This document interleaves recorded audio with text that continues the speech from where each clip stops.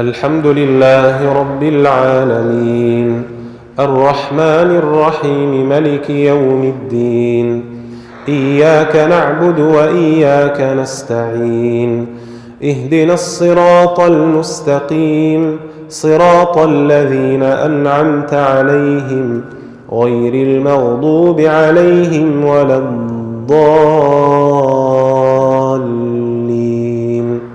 آمين.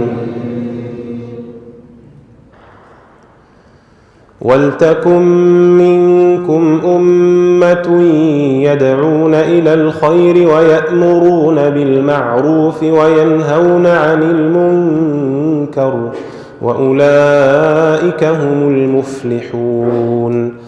ولا تكونوا كالذين تفرقوا واختلفوا من بعد ما جاءهم البينات وأولئك لهم عذاب عظيم.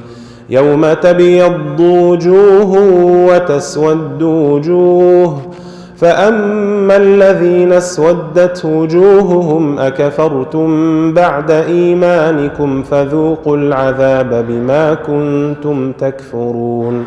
وأما الذين بيضت وجوههم ففي رحمة الله هم فيها خالدون.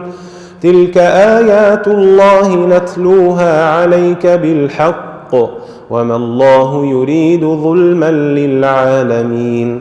ولله ما في السماوات وما في الأرض وإلى الله ترجع الأمور. كنتم خير أمة أخرجت للناس تأمرون بالمعروف وتنهون عن المنكر وتؤمنون بالله. ولو آمن أهل الكتاب لكان خيرا لهم منهم المؤمنون وأكثرهم الفاسقون. لن يضروكم إلا أذى وإن يقاتلوكم يولوكم الأدبار ثم لا ينصرون.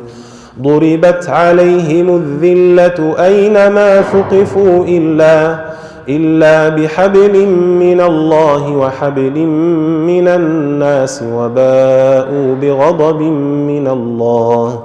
وضربت عليهم المسكنة ذلك بأنهم كانوا يكفرون بآيات الله ويقتلون الأنبياء بغير حق ذلك بما عصوا وكانوا يعتدون.